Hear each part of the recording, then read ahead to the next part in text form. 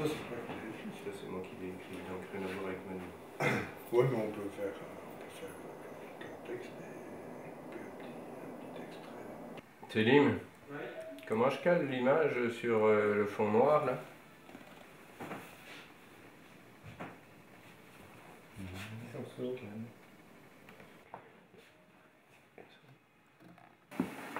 Pourquoi tu nous as emmenés là ce matin? Ah, parce que c'est effectivement quelque chose de très proche qui fait partie qui a fait partie de mon quotidien. Quand je prenais la route avant, c'est des paysages qu'on voit, qui sont là, qui nous appartiennent et qu'on garde voilà, qu'on garde en mémoire. Comme il y a 2-3 jours où je suis passé par là en conduisant ma fille à la gare, sur une écluse, il y avait un soleil incroyable à 7-8 heures du matin. Et d'un coup, ça te rend heureux. Il y a quelque chose de magnifique qui est là et qui existe. La seule éternité, peut-être qu'il y aurait dans la photographie, et que j'espère, c'est l'état de la lumière. C'est tout. C'est peut-être la seule chose qu'on va chercher, et que je vais vraiment chercher, et qui m'intéresse quand je fais du labo, par exemple. Et je me rends compte que je peux être fondamentalement heureux et touché par ce qui se passe, mais je sais que c'est parce que je vais chercher des choses qui pétillent dans un espace que j'ai pu photographier, cloisonner, arrêter dans le temps, etc. Je ne peux pas dire que ces paysages industriels me rendent heureux, mais quand je les vois, oui, je suis investi par quelque chose et je ne sais pas pourquoi. Mais je ne voudrais jamais vivre ça. Je ne voudrais pas habiter là, quoi. Je veux bien y croiser les gens, je veux bien aller boire des coups avec eux, etc. Mais jamais je pourrais y vivre. C'est dramatique, c'est du drame, mais c'est merveilleusement beau aussi, quoi.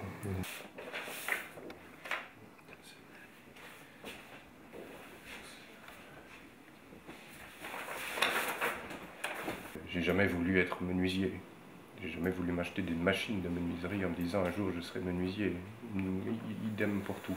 Le seul moment où je me suis arrêté, où j'ai fait une chose, c'est en photographie.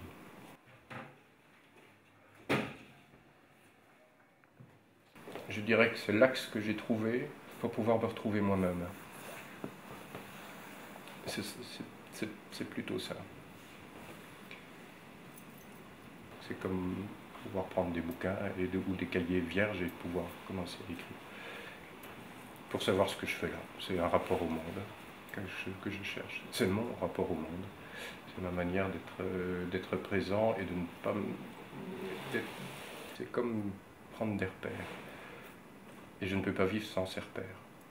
Je ne peux pas vivre en étant perdu constamment. Je ne peux pas m'engager, et c'est une particularité que j'ai eue et qui fait que j'ai touché à beaucoup de choses.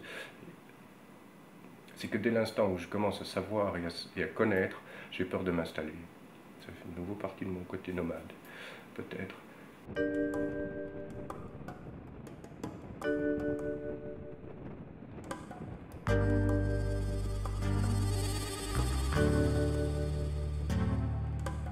Aurais-je pu espérer mieux que cette chambre d'hôtel? Une vue sur la Corne d'Or. Je surplombe une cour lézardée dont les craquelures ressemblent aux ramures d'un arbre effeuillé, comme le reflet de celui qui borde l'immeuble voisin. Face à moi, un impressionnant bâtiment de l'ère communiste. Sur son plus haut fronton, 4 soldats de béton semblent s'être juchés pour défier l'horizon. Derrière, la gare maritime, et puis, flottant sur une eau calme, 2 navires de guerre de la flotte soviétique. L'un, blanc, arbore le pavillon de la Croix-Rouge, l'autre gris, armé. Plus loin des grues, Elles accompagnent la construction de 4 vertigineux piliers de pont. À leurs pieds, on devine des docks, des chantiers navals, des cargos, des bateaux, boucliers industriels au front d'une ville bâtie sur des collines et de l'eau. Encore plus loin, bouclant le bassin, mais toujours bien dans l'urbanisation. 3 cheminées vomissent au vent. Le smog retombe comme une ruine dans une brume jaunâtre. J'ai fait plein d'images. J'ai fait plein de clichés de cet endroit, à Vladivostok. Et je me suis dit, tiens, pourquoi est-ce que je me suis arrêté là? Et je me suis tellement réveillé la nuit, j'avais des nuits d'insomniaque, alors je bouquinais, et puis des fois, je me levais, je prenais mon appareil, je ne savais même pas ce que j'avais dedans, si j'avais une pellicule noir et blanc, couleur, et je faisais des photos. Et j'ai fait, je ne sais pas combien de photos du même paysage. Et donc j'ai écrit ça.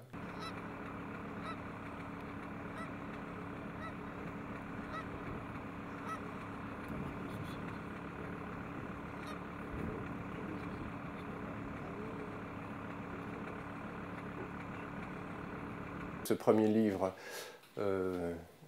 c'est donc Angle vif, c'est une des parties éditées par Yellowknow qui fait que ce sont les premiers livres d'artistes et photographiques ici, dans mon cas, puisque Emmanuel Dautrep s'occupe exclusivement de ce qui est photographie, ou pratiquement exclusivement, ou alors il m'a caché plein de trucs.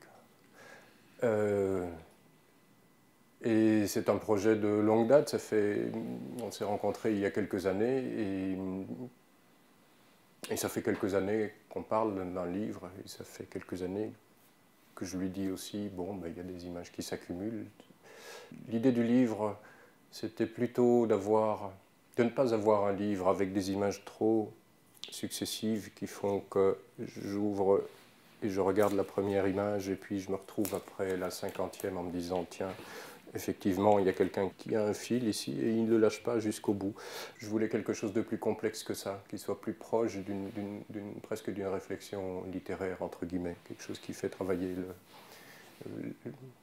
l'esprit et le regard et où on peut s'y perdre. Je m'y perds le premier. Donc, l'idée du livre ici était vraiment de faire quelque chose, pour reprendre un terme qui a été employé dans le livre, c'est ondulatoire. C'est vraiment un livre qui fait que c'est une collecte de différentes images qui se sont récoltées sur 10 ans de photographie et dans lequel j'ai côtoyé la proximité de chez moi, le port d'Anvers, puis ça s'est ouvert au reste du monde et où à chaque fois je me suis donné comme but d'aller de prendre un billet d'avion pour aller dans des espaces portuaires, dans des villes portuaires. Et à partir de là, je n'avais jamais rien de précis, tout s'ouvrait toujours. C'est certainement pas un objet et un livre facile, mais complexe. Et à partir de là, moi, ça m'intéresse. C'est comme le reste, c'est comme la vie. Voilà. Voilà, je crois que c'est bon.